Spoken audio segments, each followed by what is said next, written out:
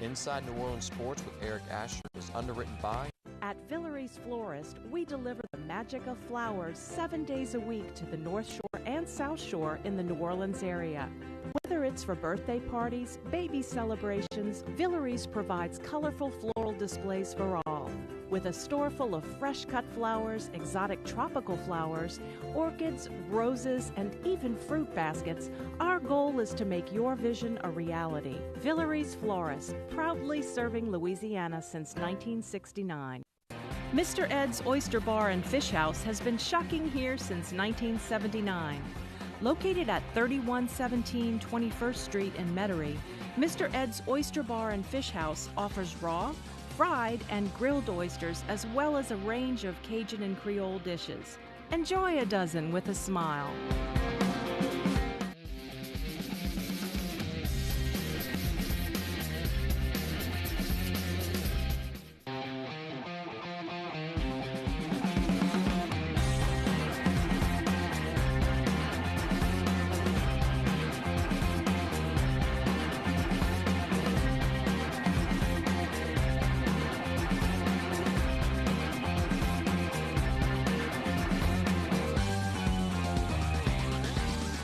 Good evening, New Orleans, and welcome to another edition of Inside New Orleans Sports. I'm your host, Eric Asher. Over the next hour, we're going to really concentrate on what's going on with the college teams.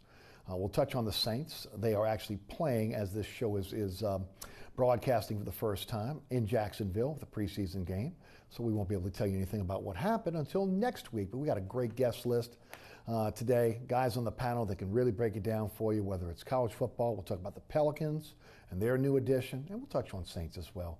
Rene, Nadeau, and Jude Young of CrescentCitySports.com, and so much more join me on the show tonight. Gentlemen, welcome back. Always good to have you guys. Jude, we start off with you because you're a man of many hats as well.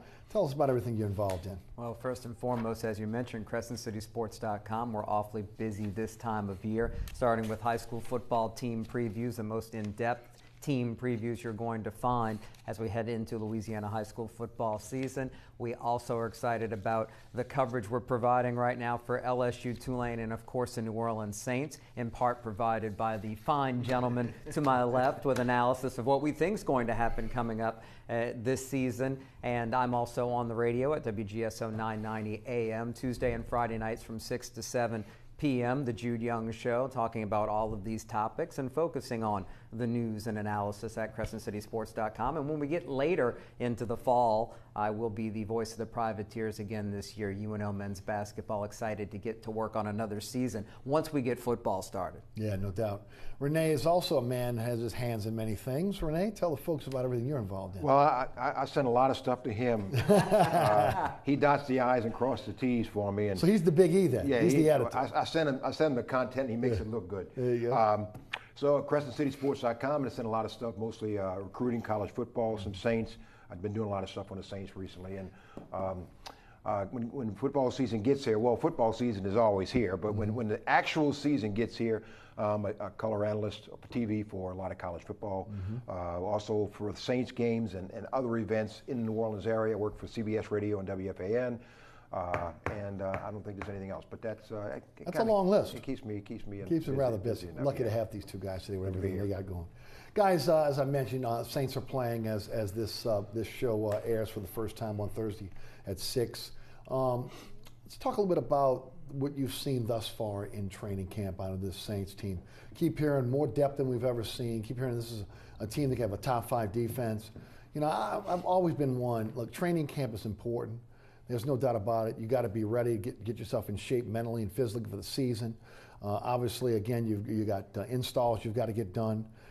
Taking the mental aspect of it from the classroom to the practice field. Can you do what the coaches are asking you? Can they count on you week in, week out? But after you've been practicing against your guys, the same guys for a couple weeks, you go back to OTAs, mini camp, especially if you're a veteran guy. You know the cadence. You know the You know the plays, you know who's doing what, you know the strengths and weaknesses of the guy across from you. So you can really look good in practice against your own. I'm interested to see how this team is going to look as they get into preseason, as they practice against the Chargers in a few weeks on the West Coast, and then of course as the Saints open up the season against Tampa Bay.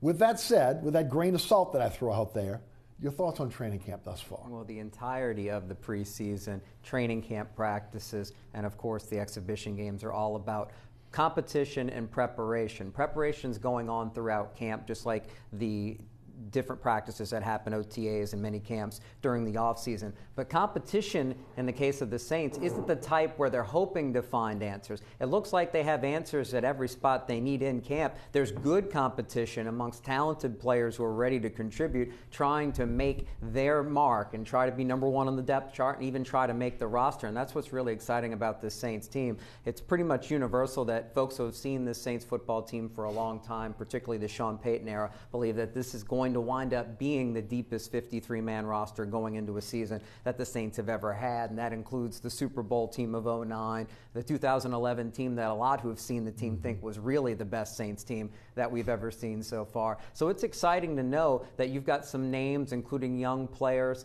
perhaps even unheralded ones at key positions that are stepping up their game at the right time. First, second, and third year players, because the NFL, when it comes to depth, is about a young person's game. You've got to have young players that you believe are ready to step into the fire. And what we're learning from these practices is there's talent on both sides of the ball going after it, and that's making it a little less boring, at least right now. Fans have reason to be excited about watching these exhibition games. They don't count, but they mean a lot to the guys on the field. Rene, you're always out of practice checking these guys out. You've seen a lot of Saints practices in your time as a media correspondent. Talk about what you've seen so far. Yeah, I was at practice a lot since they opened.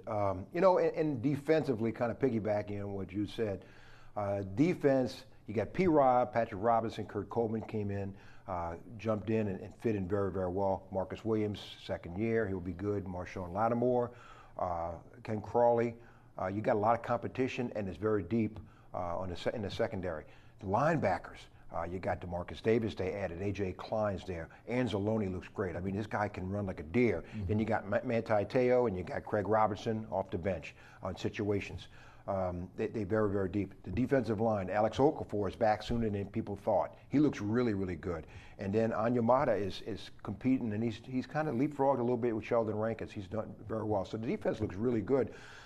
Wide receivers, Traquan Smith has really stepped it up. Cam Meredith looks good. And then you got Brandon Tate and Michael Floyd have jumped in, hopefully going to get a spot. You know, the offensive line with Teron Armstead, healthy so far, and knock on wood, he can maintain that.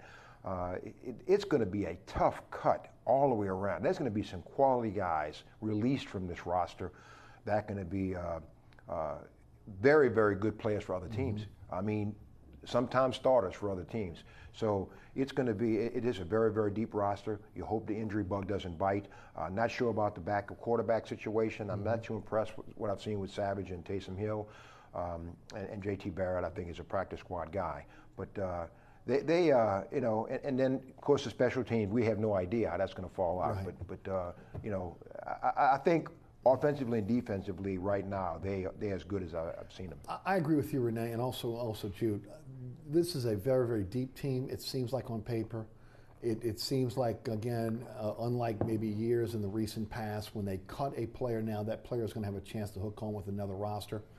Rene, I'll come back to you for a moment. The deepest position groups on this team, in your opinion? Wide receiver. Actually, defensive back, linebacker. Running back is stronger than I thought. Terrence West has really asserted himself. Okay. He's right now with Ingram out. You got Alvin Kamara, and Terrence West is right behind him, and he's a between the tackles guy. He looks really, really good. But I think the secondary linebackers and wide receivers I've been most impressed with. There's considerable depth at pretty much every position. Quarterback's already been mentioned, but we all know the Saints go as far as Drew Brees can take them. But I'm still concerned about the depth on the offensive line. But that's not different from a lot of training camps around the NFL right now. It's hard to find quality depth and guys who can fill in at different spots. So it's really important to see Jermon Bushrod already banged up early in camp. Can he handle playing different positions? I know he's got experience at guard in recent years, but he's a lot more comfortable at tackle, outside of right tackle. Can he fill in on an offensive line that's very good, the starting five, but they were banged up quite a bit last year? We mentioned Armstead. He has nagging injury issues that seem to keep coming along.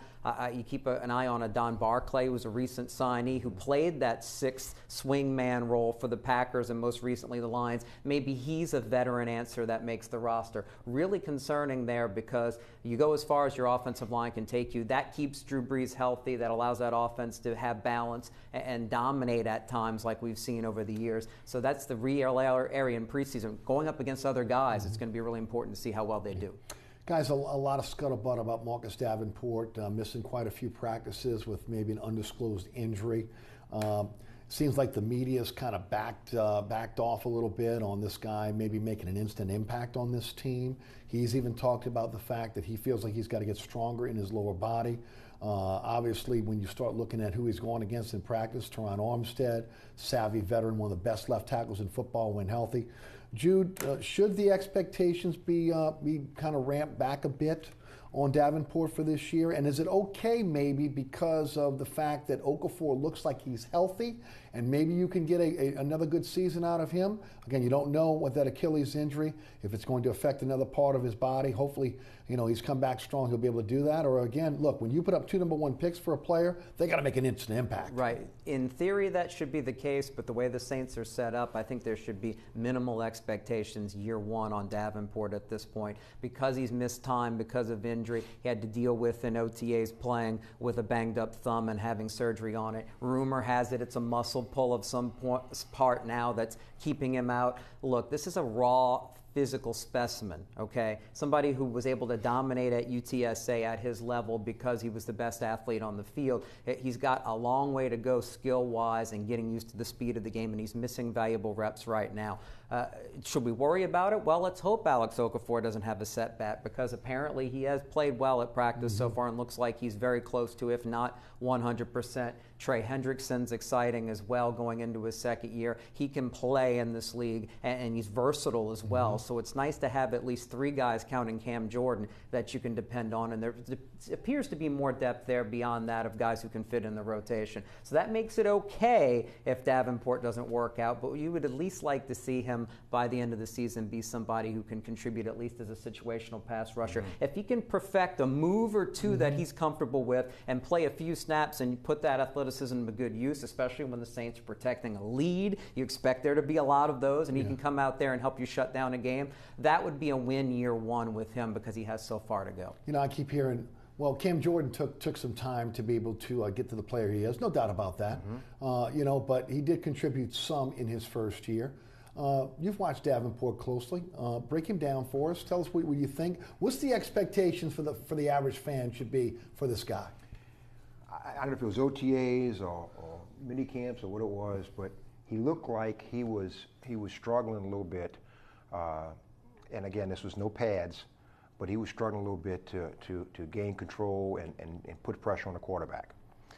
I've had guys who are rookies, second-year players, who are all conference, SEC, ACC, that type of thing, who I kind of had relationships with and seen them on the sidelines and telling me during the early practices, this is demoralizing. I mean, this is very humbling, knowing that they've come from a first-team all-conference player in college, and they have a lot of trouble competing in the NFL. It's a big step. It's a big learning curve, right? Yes, it's a big step. And the thing is that the good thing about Marcus Davenport is you got Hendrickson is really done well. George Johnson came on last year, and he was solid. Yeah. He was solid. He really helped at the end of the season. Yeah, and I mean, the thing is that there's no pressure on Davenport to really come up and give you 12 sacks. He doesn't need to do that. He needs to show some progress and learn. And some of this, if he's injured, there's nothing you can do. But again, some guys, and I'm not saying he's this way, but some guys just have to fight through it sometimes. And if he's being advised, if it's a pull of some type, take as much time as you can. But there's times that you have to fight through it and get on the field because the mental reps and what you gain being out there is just as important. Guys, is there pressure on the organization because they paid such a huge price to bring him in if he's not an instant impact player for them? I wouldn't say that because Sean Payton's in total control of football operations. when you look at it. Don't worry about any org chart you might look at with the Saints. That was something he wanted done in that draft. He signed off on it, and he'll take or ignore, in this case, any of the grief that might come and the questions that will come his way about whether this was a good decision or not. As long as Sean Payton's in charge and this team's a contender, that'll be far down the list of questions asked if this team wins, like it's expected to do. But again, I go back to the point that if Marcus Davenport is contributing in some way by the end of the regular season, somebody that can help you in the rotation and is learning on the job, that would be huge. And if he has troubles getting on the field here in August, the areas where he might make the most growth in year one might actually be if the Saints are dominant on the level of that 8-game winning streak last year, where they have blowout wins and he's out there in the second half learning on the job to be a pass rusher. He's got a long way to go to be an every down player, and at least the Saints have the numbers to shield him from that. Your thoughts, Pressure? I did not really think, being where he came from, and just kind of talking to Frank Wilson and reading between the lines, if you will, I didn't think he would contribute a lot until the second half. Okay. I thought second half of the season. Yeah, I thought there would be a learning curve. I didn't know he'd be hurt, but I just thought it would take a while for him to really gain confidence and kind of get comfortable in the system. So if that happens, but I really didn't think he would do much until the second half. Well, here's a question for you, Rene. Do you feel like that in season, you talk about his lower body needing work, can he continue to work on that as a reserve who's inactive at times during the year, and that help come November, December, January? He can, and they're doing that now. I mean, getting him stronger, and he's on a program, and he's going to continue to do that as the season goes on. And so he's going to work on that. And I think the biggest thing, too, not only the strength, as he gains confidence, that's going to be a big thing, because it's demoralizing, as I said, some of these guys, when you're getting your best moves, things that worked in college, and you're being stonewalled by an offensive tackle. And I think when he learns, and that's only going to take time. You know, guys, normally you wouldn't even really worry about the backup quarterback position here, because Drew Brees has been kind of an Iron Man for this team. But he is getting up in age, and it is harder for, when you come back from an injury. And look, he's in pristine condition. But I'm sorry, Father Time waits for no one. If injury might take a little bit longer to heal. If Savage is not able to take that number 2 position, and or again, Taysom Hill not able to show that he is a legitimate NFL quarterback, is it out the realm of possibility the Saints may go shopping, whether it be late round, a late round pick, or trying to pick someone off waivers, a veteran guy that can come in? I keep hearing the name Mike Glennon thrown around. Is that a possibility? Absolutely it is. If Sean Payton doesn't believe in Tom Savage by the end of the preseason, then the Saints are going to make some sort of move, whether they pick up somebody who's cut loose, maybe somebody like a Teddy Bridgewater with the Jets, considering Sam Darnold's rise. He may wind up starting. They have Josh McCown. They've got a couple of other veterans that they like. So there's situations like that could work out that the Saints don't have to give up anything, or they may be willing to trade a draft pick because you need the security at that position. We'll know about Savage here in the preseason. Yes. It's going to matter how he plays in these games. He has to show a grasp for the offense, because unlike Chase Daniel, the previous backup, he doesn't have any mobility to help bail him out of trouble, so that you could build a different kind of offense and have it ready if he needs to play in place of Brees. Savage needs to be efficient. He has to make quick decisions and be accurate in the short and intermediate passing game, or Saints are in trouble if something happens to Brees. You know, we talked about that a few weeks ago, Mike Glennon, and I said, at the time, he's behind Bradford and Josh Rosen, and the Saints are interested in playing the Cardinals next week. So there's a chance, and the Saints like Glennon. Glennon is not a starter in the NFL, but he's a solid backup. He's a solid backup, and they liked him at one time, and they could probably get him for a song. Yes. So I would not be surprised. That's one name. Bridgewater's another. Yeah, I agree. But that's somebody that could be long range. The Bridgewater for sure. You could groom him to be the successor for Brees. His only issue has been staying healthy. Exactly right. And he would fit this offense. Yes. He would fit this offense very, very well. So, they're looking around, and that's 2 names certainly. But I've contended since, again, just a few weeks ago, I don't think that the backup is on the roster. And when you think about it, yeah, I think right now the backup that you want probably isn't on the roster, based on what there's been good and bad coming out about Savage in practice. But again, you really need to see it in the preseason, how he fits in. He's even mentioned publicly that this is a much more complex offense than what he's come from with the Houston Texans. Sometimes that can be, for a cerebral quarterback, a real plus. Case Keenum looked terrible as a Houston Texan, and now he's had a fine career and is an NFL starter, so it can happen. So how Savage plays in in these games when it really counts, when the lights come on. For somebody fighting for a spot, it really counts in the preseason. That'll tell us a whole bunch. Shift gears to the Pelicans. They have signed Jahlil Okafor from drafted number 3 overall in the 2015 draft by the Philadelphia 76ers, traded to the Brooklyn Nets. A guy that played well for the Sixers for a while there. Sixers had a little bit of a logjam at the center position. As a guy that has been injured, as a guy that's talked about as being lazy on defense. He's got, coming from Duke, he's got the skills. He averaged 17 points a game and 7 rebounds with the Sixers when he first got there. So again, he can score in the NBA, he can rebound in the NBA. I'm thinking maybe it's fit, and I actually like the deal. It is a 2-year deal. The deal, the first year is partially guaranteed. The second year is a team option. So ultimately, again, it's not like you're spending a lot of money on this guy. He's getting pretty much the veteran minimum at this point, and he is a solid center that can back up Julius Randle. And again, to me, another physical guy that keeps Anthony Davis from having to play the 5 if Randle has to go to the bench for some reason. The question is, was this a bad fit in Philadelphia? Was it a situation where Brooklyn was tanking? And is this a guy that still has the talent enough to be the 3rd overall pick in the draft, and just was just in a bad situation, and maybe coming to a place where he has an opportunity to flourish?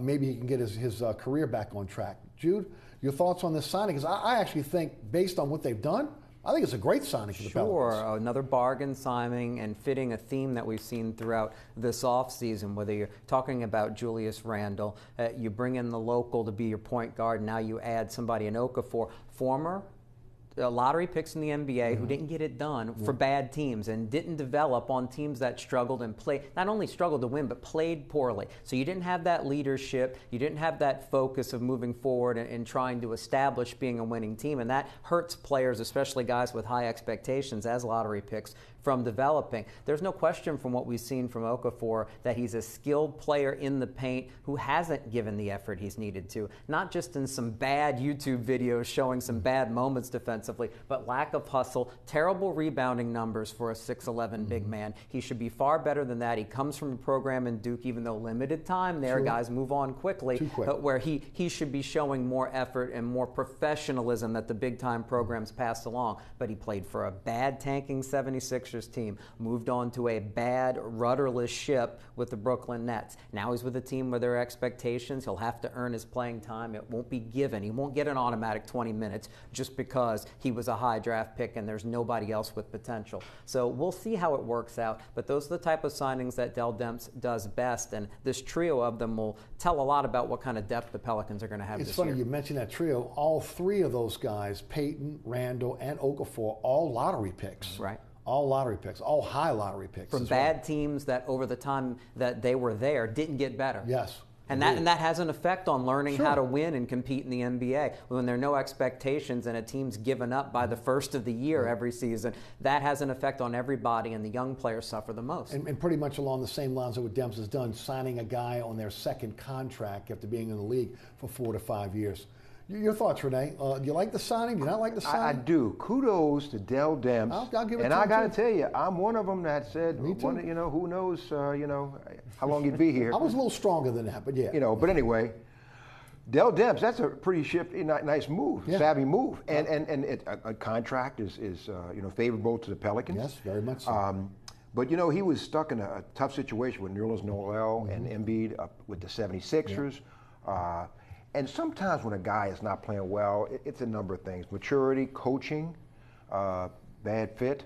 But he showed enough skills that he can do it. When you see that, it's a situation that maybe it's location, coaching, and just need to be jump-started a little bit.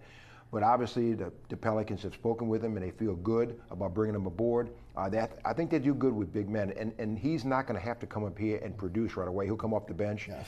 It'll be a comfortable situation for him, and I think his skill set certainly fits in here. And I tell you, the Pelicans, just when you think they've hit a brick wall, they make another good move, and this is. I don't think Dell Demps is finished, but this is certainly a great addition. Really good move without a lot of money left under the cap. No. And like Julius Randle, Jahlil Okafor likes to run the floor. He's an athletic big man who should beat a lot of other bigs down the court, and the Pelicans are going to run. They should feast, but if and only if this team in the front court, not just Anthony Davis, these other guys need to clear the glass, and they need to feed each other as teammates and want to realize we can't run if we don't secure the basketball. So rebounding is going to be really important for Okafor. He's not somebody who has much of a shot outside the paint, but he doesn't have to if he can start using that athleticism to clear the defensive glass and run the floor and make things happen. So basically, he's going to have to be the hustler that he hasn't been, or he's not going to have an NBA career. Right. And look, this may be the last stop for him. Yeah. Oh, no if doubt. not, it's international ball. Right. Yeah, and this was last chance for him. Yeah, And no I think he knows that, where Yeah. he is, 3 years in the league. And if you want a big contract, or you're going overseas, so you better do something now. And what this does is it gives Dell Demps the opportunity to perhaps shop Cheikh Diallo a little bit more and try to fit him into that trade we expect to come at some point. It may not be until February in the trade deadline during the season, to get that athletic long wing who can be that matchup guy you need against the best teams in the West. They still don't have it. Diallo is one of the few assets that's not a first-round pick that Demps has at his disposal. And if Okafor does anything as a reserve, and is at least as good as Diallo, because he has the potential to be, then that means you can send Diallo out and improve your team elsewhere. Yeah, they like Okafor and Airline Drive. They got one on the football team, 2 on the basketball team. Man, I tell you, right it's now. family reunion. Yeah, and again, it's not like that's a common name. It is now. Sounds like a theme night they need next door at the Shrine on Airline. Absolutely, no doubt. Guys, there's also a rumor. I had Ali Gassel of the Bird Rights on my show today, and one of the things we talked about on the radio was Mario Chalmers rumored to be in the mix for the Pelicans. Ty Lawson, who has ties to Chris Finch from his time in Denver, also on the radar of the Pelicans right now. Again, minimum contracts here at the end here. But as you mentioned, still haven't gotten that 3-and-D, that wing that can defend, that can score. It's really the missing piece. It's been the missing piece here for a long time. And without a lot of assets, as you mentioned, going to be hard to be able to get that through the trade market. Right, so you better be really good everywhere else and have some depth on your second unit. That's why either a Chalmers or a Lawson could fit in. 2 different kinds of players, though. Lawson fits more the mold that you would see from a Rajon Rondo. He certainly has the experience and the savvy. He's had some issues in his past, more than Rondo, but he could help this team. Chalmers might be the real value, though, because he's in his early 30s and it looks like his career's on the decline. But 2 years ago had an Achilles tear. Last year didn't come back fully recovered of it. Wink, wink. Think about DeMarcus Cousins coming up this year and maybe be glad that he's not here. But somebody like Chalmers as a guard needs that quickness more. He tried to come back too soon and had hamstring problems. If he's 100%, he's a type of scoring combo guard in the second unit who is a winner, who was with Miami during their glory years, who can help this team win and provide leadership, because right now we don't know if Elfrid Payton can provide it, and who's going to be the lead guard on the second unit, who's going to take charge in the backcourt when Drew Holiday's not on the floor. That is a huge void they have to fill. Yeah, I would agree, because you can't trust Frank Jackson right now, because again, he's never played an NBA game and he's been often injured. Yeah, and you got to get the right fit. You don't just bring a player in here and it's got to be the right fit, because the chemistry, the locker room, guys get along. You bring someone in here and splinters that locker or splinters the chemistry on the team, and you've done more harm than good. So you have to be really careful. And you know, you don't know what's behind door one with the players sometimes. You know what kind of character they have, what kind of practice player they are, how to get along well and stuff. So that's all in consideration. NBA does the Pelicans no favor here. They open up with the Rockets in Houston. Of course, the Rockets expected to be a contender for the NBA title once again, and you know the Pelicans will have to start off fast against, again, a Western Conference and a division opponent. What's new, either the first or second game every year has been a marquee game. Yes. Anthony Davis against some power, some top 3 team in the league. Usually it's been Golden State. Yes. So this is actually a step back, but we haven't seen the other games yet. I'm sure Golden State's going to show up in early November at the latest. They always seem to. And it's been hard for the Pelicans to get off to a good start. But look, the Rockets are a team that are going to be questionable early. They're not, I don't think, going to be as good as they were last year. They've lost a lot of those 3-and-D type players, those defenders. And Carmelo Anthony, That's a bullet that most feel like other teams in the league dodge by him being set on going to the Rockets. And it's probably true about the chemistry when you talk about the Pelicans, as much as they need a small forward. So that's right off the gate, national television, a chance to establish yourself. I think the Pelicans are going to be fired up about that game, particularly Davis, knowing that, yeah, it's still the Warriors now and everybody else, no matter how close the Rockets came to going to the finals and perhaps winning it all.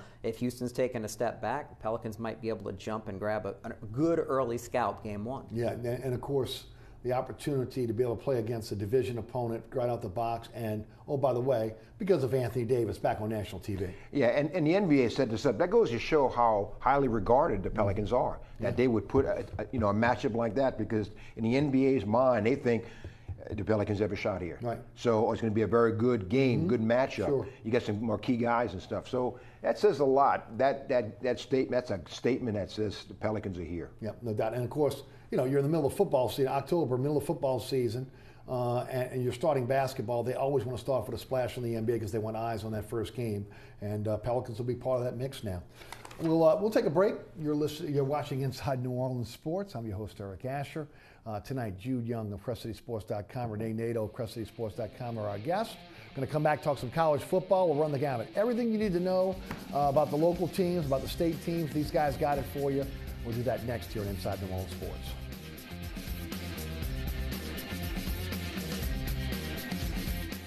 Air conditioning, heating, and refrigeration has been family-owned and operated since 1989.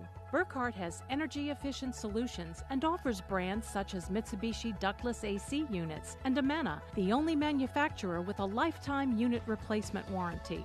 Burkhardt's offers maintenance bundle packages that include servicing your AC, generator, and tankless water heater.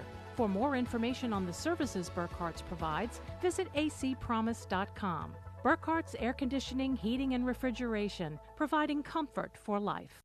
Located at 3701 Iberville Street in Mid-City is Katie's Restaurant and Bar. Open 7 days a week, Katie's offers daily specials for lunch, dinner, and Sunday brunch. Serving New Orleans cuisine such as fried shrimp platters, grilled redfish, and a fully stocked bar. And don't forget about our expanded event seating and local entertainment. Featured on the Best of Food Network's diners, drive-ins, and dives, Katie's Restaurant and Bar. Welcome back to Inside New Orleans Sports. Our guests tonight, Rene Nadeau and Jude Young of CrestCitySports.com. Well, guys, the pros have been in training camp. Now the college players are in their fall camp, and all eyes are on what's going on around the state with a lot of high expectations with a lot of teams around this state as well. Let's start off with the big dog, the LSU Tigers. Everybody wants to talk about Joe Burrow. But again, he started as the fourth-string quarterback, as he should have, right?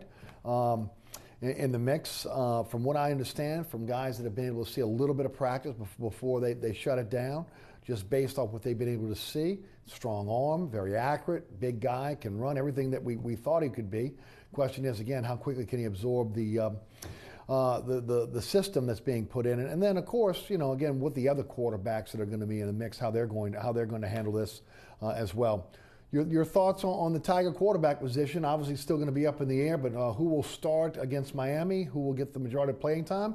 Or will there be two quarterbacks that are playing? What do you think kind of pans out here? As you said, there's no question that you could only put Joe Burrow at number 4 on the depth chart, coming in behind the 3 already established in the program scholarship quarterbacks. And in the end, it should be Burrow starting against Miami. And it really needs to be. And maybe by him starting in the 4th string, he'll be able to develop some chemistry in the passing game, which is really the most important part. It's not so much the playbook. He'll work off of a wristband, I'm sure, and he'll be comfortable in what he needs to do game plan to game plan. It's more about having the timing in the passing game with his receivers, and maybe coming in working further down the depth charts with guys like Jamar Chase, like Terrace Marshall, the 2 outstanding freshmen who were signed, who should shoot up the depth chart themselves to join Jonathan Giles. I'm assuming if they're healthy, both of them coming off of injury, joining the transfer Giles as the 3 main receivers if everything works out. He'll gain some chemistry with them early, and he'll have to hook up well with Giles later on. As far as will they play other quarterbacks,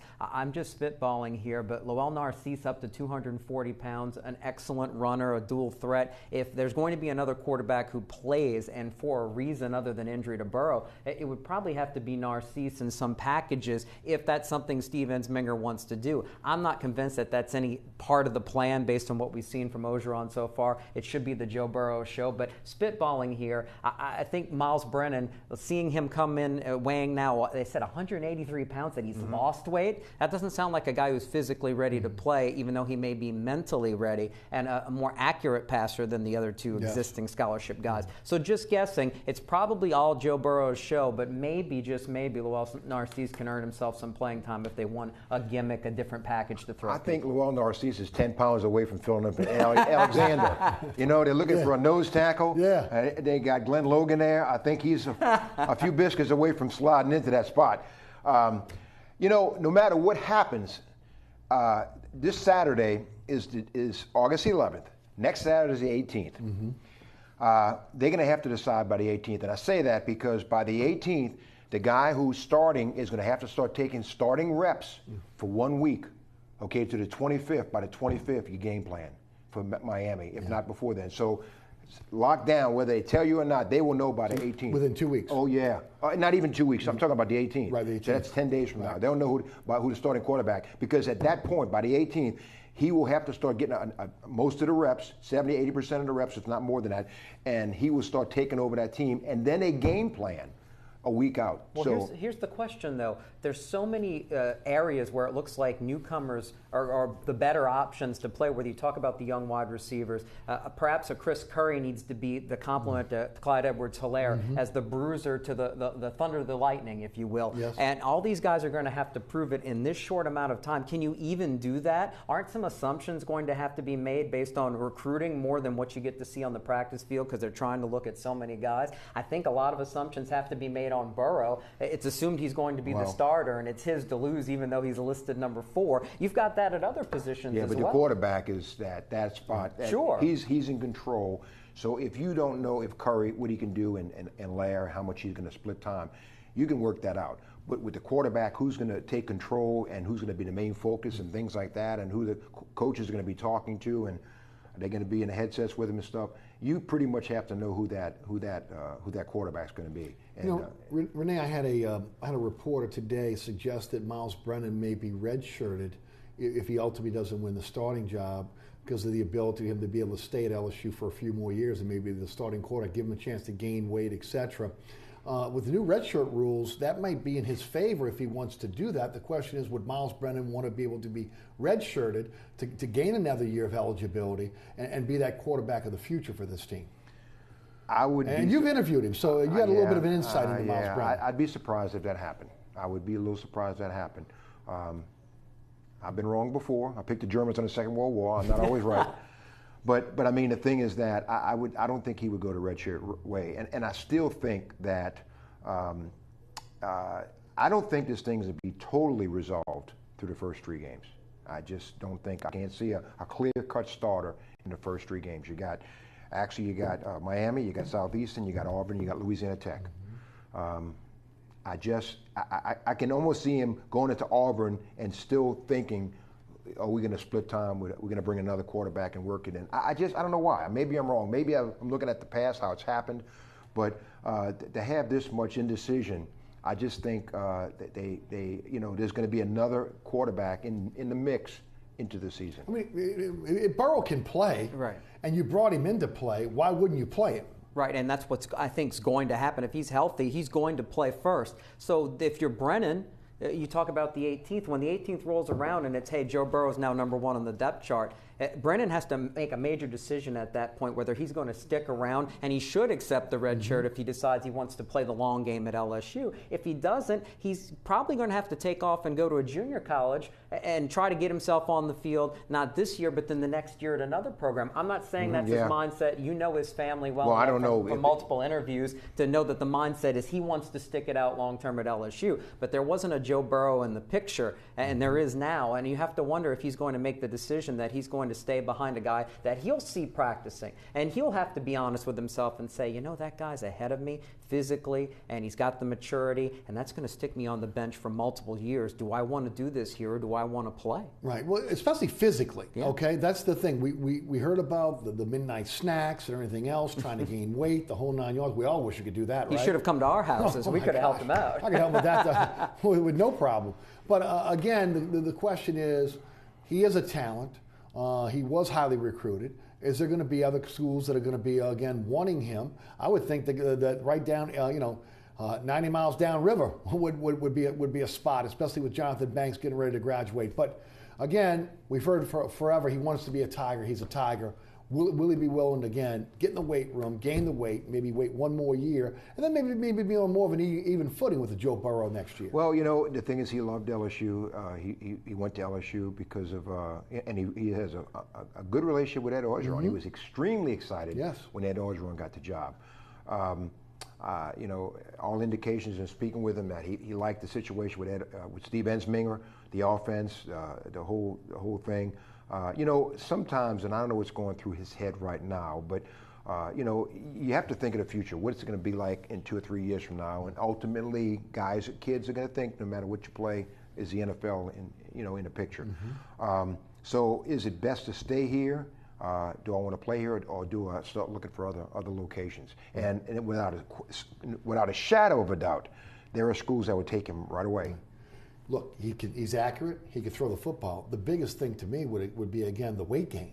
Physically, can he stand up to SEC defenses? Can he stand up week after week? Right, and he has to, again, make the decision. This is a crucial month for him. If he's going to stay at LSU and he's on the roster this year, I think he'll be here long term, and he'll wait out Joe Burrow if that experiment's a success. If not, he'll be at a JUCO, or he'll be sitting out someplace else. He limits his options if he stays another year, and he's got 2 years, and he doesn't redshirt. And then you're looking more at the FCS level than having a shot to play at another FBS school. And that's something that when you talk about getting to the NFL, it's not impossible to do so from the FCS, but we know the FBS is the main road. Yeah, but I don't think you'd burn a red shirt here and then have to transfer to another school and have to sit. No, that's a long process. He's doing one or the other. He's going to do one or the other. It's not going to red shirt here and then go to XYZ University and then sit and, with a national championship possibility and stuff. That's a long road. I asked you this a few weeks ago. I want to see if you had the same mindset. How good is this defense? Really good. Really, really good. And you got numerous NFL players playing. Front seven, you got Greedy Williams is a number one draft choice. Christian Fulton can really upgrade that defense. Terrence Alexander is going to be good. I don't think people John Trey Kirkland. I don't think people realize how good of a cornerback he can be. Grant Delpit. I mean, names that you know, but I don't think people realize how good they can be. They're young players. They were freshmen last year. The guy from Southern, the freshman this year, I'm drawing a blank. He was playing cornerback. They moved from safety to cornerback. 2018 signing. Anyway, I'm drawing a blank. From Scotlandville. I can tell you everything, but I can think of his name. Anyway, he's going to be exceptional. Right. He's really, really good. And they moved him from safety to cornerback. He's going to move back once Christian Fulton gets here. But this defense, as we said before, Eric, that this defense will allow the offense, a little breathing room, because the offense won't have to score 28, 30 points every game to win. I think the defense can hold a points, 12, 14 points, and give you an opportunity game in and game out. I don't care who you're playing, Georgia, Alabama. It's going to be tough sledding against this defense. And when you're playing the Georgias and the Alabamas, it looks like they're going to have better overall athletes in the two deep than maybe beyond at defensive tackle. And that's if Ed Alexander comes back healthy. He's still banged up. Yes. You really want him there. But having Braden Fehoko, who can play anywhere, and right now I guess he'll start at the nose to try to help fill in and give that experience. They've got some depth. Rashard Lawrence was hurt all last year, playing injured. He's in great shape. shape. He's a physical marvel, so he's somebody who can get out there and help you maul people up front. So stopping the run with Devin White in the middle, at linebacker behind, that's going to be important. The secondary, it's DBU or up for the debate for a reason. If Christian Fulton does regain eligibility, that's massive because he will start opposite of Greedy Williams, and you have and he's practicing right now. Right, and so he's ready. He's been practicing the whole time under suspension, so he'll be ready to roll if cleared. The only question I have about the defense is, will they have, and you're basically a 3-4 base, but you mix in a lot of coverages and cornerbacks and special packages. Do they have the speed off the edge? Clavon Chasson's the one guy that you expect to be really good there, but other guys are going to have to step up because you've got to have people who bring that pressure off the edge and that speed in order to make it work when you do get teams into obvious passing situations. And they've had really good guys there in the past, and they need at least a couple who can make things happen as a factor. They've recruited good athletes, but some unproven guys. Well, also a couple of names that, unless you're an ardent fan of LSU, Justin Thomas, Neil Farrell, are kids that's going to get significant reps, are very, very good players. And they were freshmen last year. You didn't get to see how good they can be, but they're in a rotation, and they're going to be good. Glenn Logan, I don't think people know how good this guy can be. He's on a Destrehan. He really can. He dropped about 30 to 40 pounds. Quick, tremendous. He can be an exceptional player at LSU. Rene, the loss of Brandon Ingram, how big, and do you expect him back? Yeah, I don't know what it's about, I guess, but I'm not sure he'll be back doing camp. I'm guessing. You think he'll be playing the regular season now? Yeah, but what kind of concerns me about the offensive line is you don't have anything settled at right tackle, and you really should have an idea. Deculus, you got McGee, you got Traore, who you brought in from junior college. My goodness, somebody can't seize, and it's not a situation if they're all so good you can't. Something's not right there. Brumfield is not going to be a center. He's going to be a guard. He's just not a center. It's just a lot more to it, and I'm not knocking him. He's more suited to be a guard. Cushenberry is your best option there. And so I'm a little concerned that the offensive line I thought would be better. Losing Ed Ingram certainly hurts because with him there and a solid right tackle, you got one of the upper top level offensive lines in the SEC.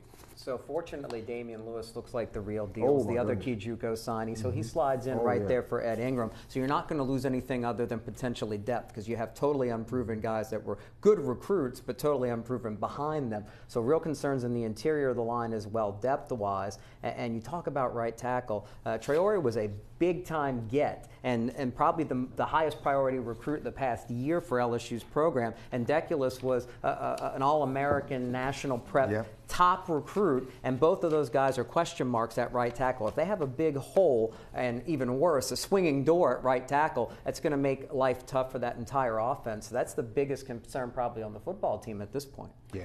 As we sit here today, expectations for this team?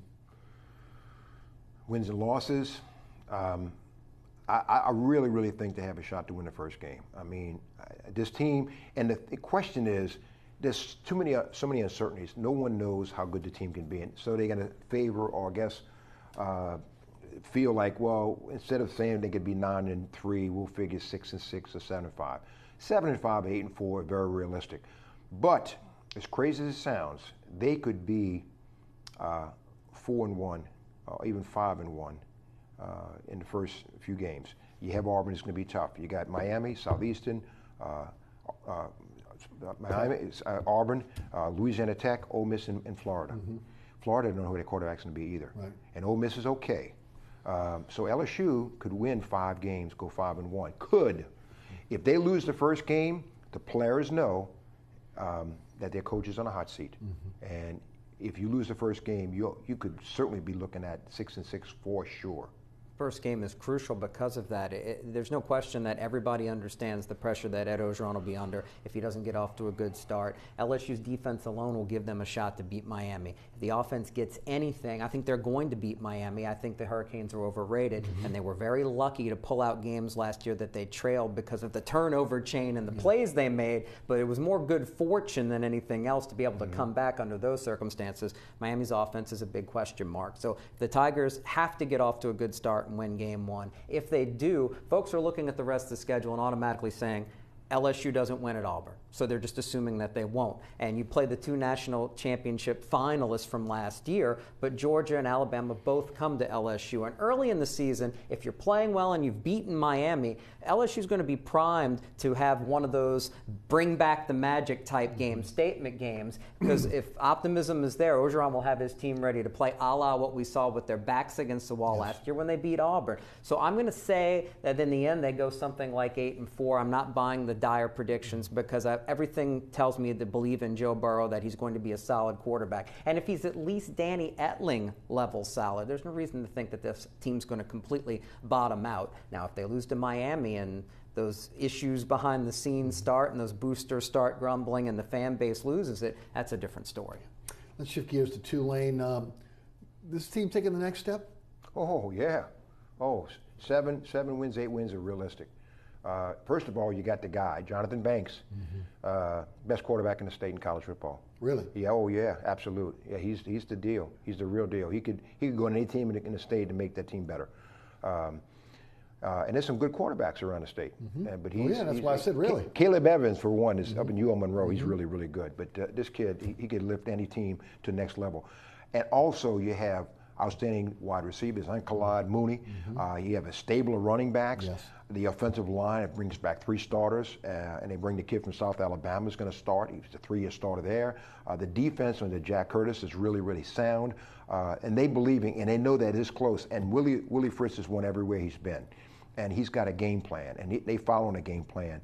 And if you talked, and I had a chance to talk with Jonathan Banks at Media Day, and he knows why they lost some games. He didn't understand the offense and the expectation stuff, and he matured as he went along. He's much more advanced than he was at this time last year. He's a better quarterback. And he should, as you mentioned, have a better offensive line, so hopefully he's not playing hurt like he did most of last year trying to carry that offense. Look, they've got all the pieces in place to do what Willie Fritz does. All of his previous stops, he builds a program with his type of players to fit his scheme, and having these veteran assistant coaches that he's brought with them to multiple stops, a solid defensive coordinator like Jack Curtis has tried over this time frame, and special teams coaching as well to fix the issues that really dogged Tulane more than anything else, which was beating themselves when they had opportunity to win games in the second half. They learned a little bit last year how to win. If they would have had one call go their way like it should have at the end of the season, they would have broken even and went to a bowl game. So they're right on the cusp of being very good. Their league is going to take a little bit of a step back. You look at their schedule, and they can beat anybody in the conference on the schedule. But it's really going to start with, I think, the importance of having at least 2 wins through the first 4, and the first 2 are the best opportunities. Wake Forest comes to town, and they're missing their starting quarterback because of a suspension. Yes. Opportunity knocks there. Nichols is going to scare people early in the season. They'll go to Kansas, they'll be scary for a bad program there, and they'll scare Tulane. So Tulane needs to be ready. If they're 2-0, then it necessarily doesn't matter what happens when they go to UAB, and obviously Ohio State's a game you're not expecting them to win. If they're 2-2 and they're looking at the rest of the schedule, I don't see any reason why, if Banks is healthy, that they're not going to at least break even and get to a bowl game, but they could easily be a lot better. Strength of this team outside of the quarterback? If he goes down, they got a problem. Right. Okay. It's a different team. If he goes down, there's nothing really behind him. You're talking about a 4 or 5 winning season. He makes a big difference. I'd say closer to 4. The defense will still be there, but what he brings in the element, because he's a dual threat guy. Yes. He means so much to that team, and it would really, really hurt his team if something happened to him. Blessing and a curse being a dual threat guy when you don't have a lot behind you. Right. And look, that's the way they're going to play. Part of what Willie Fritz wants to do is a run-first spread offense. He's going to use zone read. He's going to try to incorporate option here and there. But Banks should be smarter at when to keep and when to give off, when to go to those RPOs, which are so important in the offense, to be able to get rid of the ball quickly and take advantage of what a defense brings you. That's being another year removed from JUCO and comfortable with the system. You're expecting all those incremental improvements to pay off over the course of games. But yeah, depth-wise, otherwise, they're deeper than they've been on the offensive line in quite a long time. And that's going to be important because that will make everything work for Banks so that he's not constantly trying to make plays out of broken situations. I like their depth at running back. They've recruited well there, even though Dontrell Hilliard was a heck of a back. But they've got more more numbers and guys who can step up. Darius Bradwell can be a real bruiser for them. And the transfer of Corey Dauphine, he's somebody who can step in there and give you that guy who makes people miss in space. Every team, it seems like, on any level, if they can find it, would love to have two backs that they can rely on that provide a thumper and somebody who's dynamic and can be a satellite back. If those two do that, then Banks will have an easier time of it. And I think this team's going to be solid offensively, not beat itself, and be the type of ball control team that can physically handle a lot of their opponents over 60 minutes. And that's something that doesn't happen in the American, does it? Right. This is a spread. Let's get as much speed on the field as possible and sling it around. If you're going against the Tide and do it right, it makes you very tough to face in a given week. Yep. You know, I tell you, Eric, he's going to have on his sleeve Jonathan Banks, the plays, but at the top, first down, touchdown, get down, boy. And he's going to want to make sure that he knows every play. Right. You better make sure, if you don't have anything, get down. Yep. Yeah, they cannot afford to lose them. You had mentioned the Colonels a few minutes ago. Talk about Nichols. Oh, Nichols can. Tim has done a great job. Tim Rebo's done a great job. He got in the playoffs last year. Didn't go as far as he wanted to. Nichols can be a very special team. They can go to Kansas, and I would not rule that out of a possibility of winning. Louisiana Tech's good. Jamar Smith, quarterback up there, dual threat guy. He was leading rusher coming back, and he's a good quarterback. UL Monroe is going to compete and be one of the best teams. This is one of the best teams they've had. They got a kid, Derek Gore, running back out of Alabama transfer. They got a kid, Marcus Green, 4'3" guy, had about 55 catches last year, but he scored 4 touchdowns, kickoff returns. Marcus Green out of UL Monroe. Southeastern, they looking for a quarterback. Lorenzo Nunez is good. Frank Selfo goes over there. James Tabery out of McNeese. He could leave. Holy Cross kid could wind up being the all-time leading passer in McNeese history this year, and he's a local kid. There's a lot of good football around Northwestern State. New coach with Brad Laird. So there's a lot of really good football in the state of Louisiana this year. What can you add? And Nichols is the center of optimism out of the other schools because you've got Chase Forcade coming back at quarterback after 2 full years as a starter. He does nothing but get better. 15 total starters back, and they've got several really good Power 5 transfers coming in. The latest, Kendall Bussey, who could step up right and be a factor at running back. So you've got real talent all over the place. Sully Lesh up front on the defensive line has been outstanding early on in his career at Nichols. So you start looking at the pieces in place. They're ranked 15th to 20th, depending on where you look in the FCS at this point. Pick to finish 2nd or 3rd in the conference. It all starts early for them, though. They've got to play well, and not necessarily those first 2 games. When you're playing the FBS money games, it doesn't matter, but they can compete with, no question, Kansas and even Tulane. But then after that, huge games. You're talking about the key games on their schedule being in September. They play McNeese and the favorite in the conference, top 5 team in the country in Sam Houston State. That'll tell whether Nichols is going to have another solid season or maybe take that next step from being an FCS playoff team to a national title contender. And I have that Sam Houston game. I'm looking forward to that. Well, you're calling that I'm game. calling that, so that's going to be a great game. And of course, high school football, this 2019 class is supposed to be terrific. Oh my gosh, he knows I sent him a lot of stuff. This area is stacked. Ishmael Sofser, the kid from Amite in Kentwood are loaded. Arid is going to be loaded this year. Warren Easton. There's some outstanding football players in this area, and I tell people all the time, every year at this time you have about 35 to 40 players who play prep football. I'm getting ready to do an article on it in a week or two.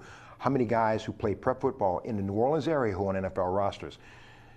And they don't always go to in-state schools. There's a lot of talent, a lot of talent in high schools. Yeah. And it meets sort of the recruiting center of what people will be watching here in this class, because you mentioned Sofser, Devonta Lee. Those 2 guys, a wide receiver. LSU would really like to get their hands on both of them. I'm not going to say that's going to make or break Ed Orgeron's class. If it holds together as is, it's already top 5, but it could push that class to another level, and it may be directly proportional to what happens on the field for the Tigers this fall. So keep an eye on both of those situations. This is the swing year for the Ed Orgeron era at LSU, and 2 guys at a meet, they don't get a lot of attention during the season, but they oftentimes end up in the semifinals or state finals. Those 2 guys are the type of guys who could be the cherry on top of a massive recruiting class, or guys who get away. Rene, Nadeau, Jude Young, CrescentCitySports.com. Thanks for being with us tonight. Thank you, man. Great job as always. Thanks so much for tuning in. Remember, there's a rebroadcast of this program each and every Friday night right here on WLAE-TV at 10 p.m. Also, 9 o'clock statewide on Pelican Sports Television. Catch me on the radio, Sports 1280, 101.1 FM HD2 and the iHeart Radio app. That is noon to 2 weekdays. You can listen live, download the podcast at ericasher.com. All the previous episodes of this show, Inside New Orleans Sports, can also be seen at ericasher.com. Also, folks, want to thank our great panel tonight, Rene, Nadeau, and Jude Young of CrescentCitySports.com. Special thanks to the WLAE production staff, including Ron Yeager, Jim Dotson, also Naila Jones, and my director, William Hill. Thanks so much for watching. We'll see you next week right here on WLAE-TV at 6 p.m. for another edition of Inside New Orleans Sports.